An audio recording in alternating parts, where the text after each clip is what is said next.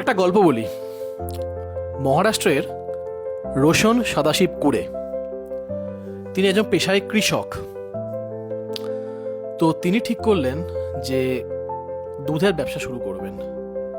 তার জন্য বিভিন্ন লোকের কাছ থেকে 1,00,000 টাকা ধার নিলেন। 1,00,000 টাকা অনেকজনের কাছ থেকে ধার নিয়েছিলেন। তো সেই ধার নিতে গিয়ে উনি এমন কিছু চড়া সুদে ধার নিয়ে ফেলেছিলেন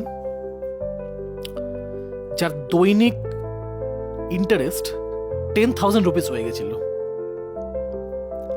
1,00,000 টাকার ধার সুদে আসলে প্রায় 74 লাখ টাকায় গিয়ে পৌঁছে গেছিল।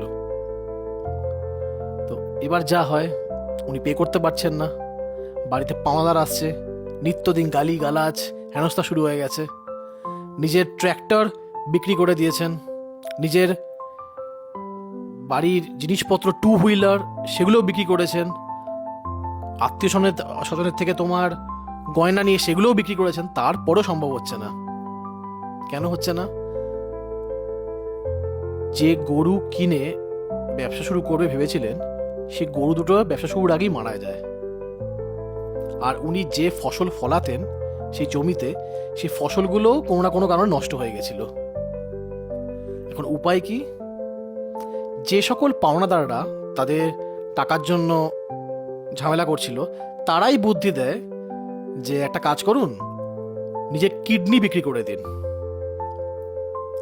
উনি কলকাতায় আসেন, তার সব মেডিকেল টেস্ট ফেস্ট হয়, কিডনি উনি বিক্রি করে দেন 8,00,000 টাকায়।